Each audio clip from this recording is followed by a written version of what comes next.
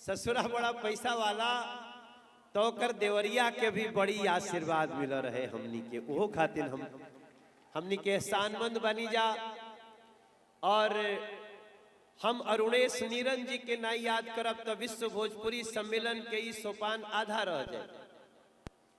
अरुणेश नीरन जी के हो सकेला कि भोजपुरी जगत में इंटरटेनमेंट करे वाले लोग कम जानत होई, लेकिन अरुणेश नीरन जी के योगदान भोजपुरी में इतना बड़ बा कि हमरवा से प्रार्थना करब कि जब जब चर्चा होखे तो अरुणेश नीरन जी के प्रयास के चर्चा जरूर होखे के चाहिए। तो यही भावना के साथ सिद्धार्थ मणि त्रिपाठी जी के और तोरे संगे के सहयोग में बाटे सब बता देला। देखिए हमनी साथे अनिल मिश्रा जी, ब्रजेश मिश्रा जी सुनाइए गो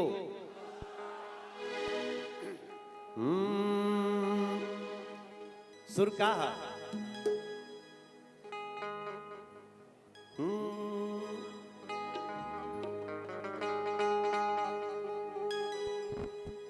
अरे कितनी सुहावन सुंदर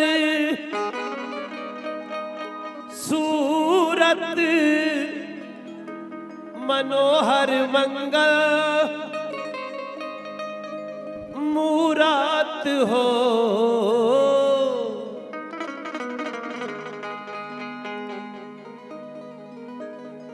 कितनी सुहावन सुंदर कितनी सुहावन सुंदर सूरत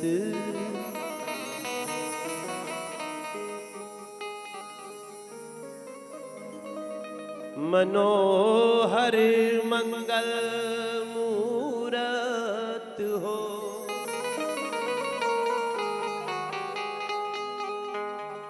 मनोहर मंगल मूरत हो। ए राजा जी, ए राजा जी, हे राजा जी ए करे ताराहल हाजरूरत मूरत खूबसूरत हो। हे राजा जी ए करे ताराहल हाजरूरत मूरत खूबसूरत हो। कितनी सुहावन सुंदर सूरत मनोहर मंगल मूरत मनोहर मंगल मूरत हो। ए राजा जी ई गानवा विदेश से नहीं खे आई, ई गानवा हमनी के गावे घर से आयल बा। ए राजा जी, ए राजा जी, ए राजा जी ए करे ताराहल हाजरूरत मूरत खूबसूरत हो।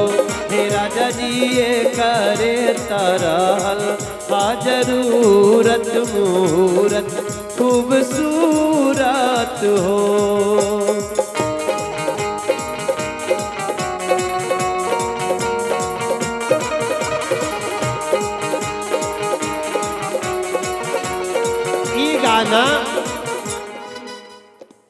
ये गाना कोई हम नहीं लिखले, ये गाना तो बहुत दिन से चलत रहे, बस हम ओकरा के थोड़ा सा साउंड से थोड़ा सा प्रचार से ओके थोड़ा बढ़ाई और अमेरिका और लंदन में भी बाजत थी। ये देवरिया के गाना कहा जब बाबू पैदा हुई तब गवाला। अरे हमारा बुझाता बबुआ जीएम हुई है। जब घर में लड़का बच्चा पैदा होले तो घर में बहुत तरह के लोग होला। आज जे जैसन रहेला अपने बच्चा के वैसने भविष्य देवे खातिर कोशिश करेला, सपना देखेला। तो कोई कहता कि हमारा बुझाता बबुआ जीएम हुई है। त कोई कहत बा डीएम होई है हो। जेकरा राजनीति में इंटरेस्ट बा वो तो ये कही ए ललना हे ललना हिंद के सितारा ई त सीएम होई है हो से ऊपर पीएम होई है हो। हे ललना हिंद के सितारा ओ त सीएम होई है हो से ऊपर पीएम होई है हो। हे ललना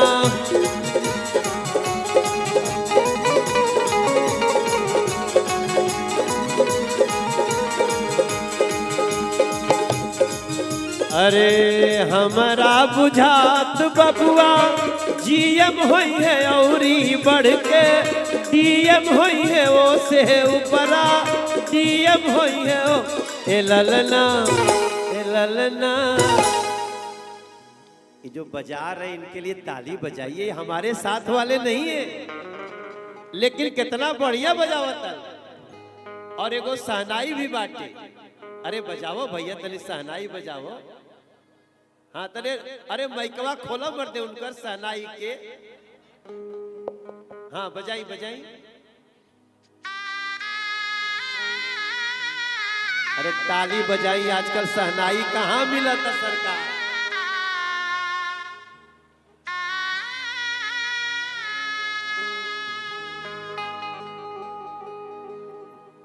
और अब घर में खाली बच्चा होके इतने मांगी जाके देवरही माई के लगे खाली बेटा मत मांगी जा, बेटी भी होके तो स्वागत करी जाओ करी। हमनी के संस्कृति सब कोई खाली बेटे मांगता।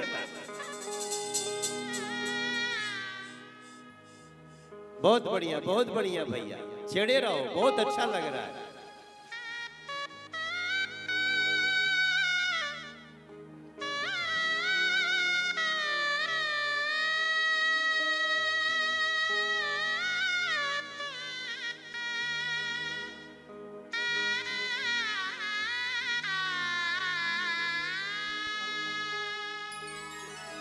अरे बबुआ हमार महाराज होई है।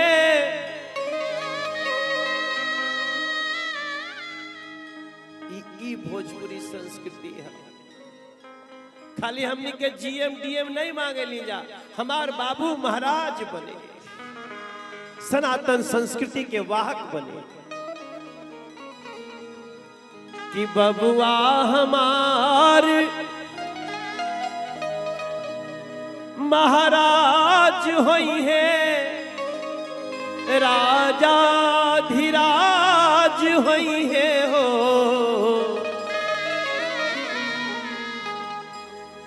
ए ललना कितना सुंदर तुलना कल गिल बाटे कि हे ललना धातु में हीरा पुखराज होई है, सिरवा के ताज होई है हो। हे ललना धातु में हीरा पुखराज होई है, सिरवा के ताज होई है हो। हे ललना धातु में हीरा पुखराज होई है, सिरवा के ताज होई है। अरे होई है वाइस चांसलर यूनिवर्सिटी के, अमेयार लंदन सिटी के नु हो।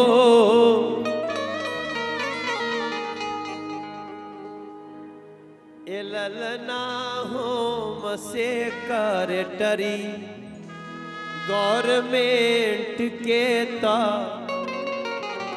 हीरा अपना मिट्टी के नु हो।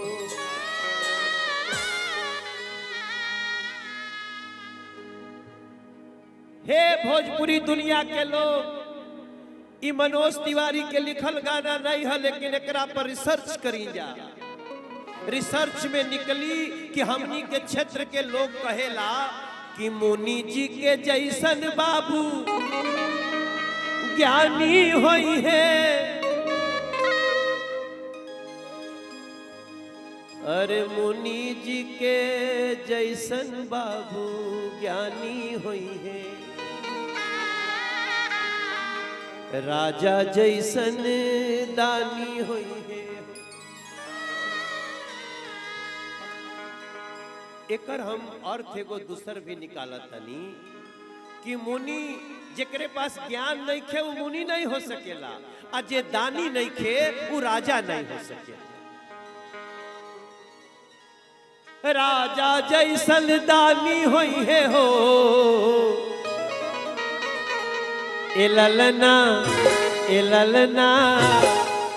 रउआ सब हाथ उठा के ताली बजाए जब तो लागी कि रउआ सब अपने बच्चा खातिर भी ये मांगत नहीं। ए ललना अखिला भूमंडल राजधानी होई है, बापे जस खंदानी होई है ओ। हे ललना अखिला भूमंडल राजधानी होई है, माई जस खंदानी होई है ओ। हे ललना अखिला भूमंडल राजधानी होई है, अपने खंदानी होई है ओ। हे राजा जी, हे राजा जी, हे राजा जी।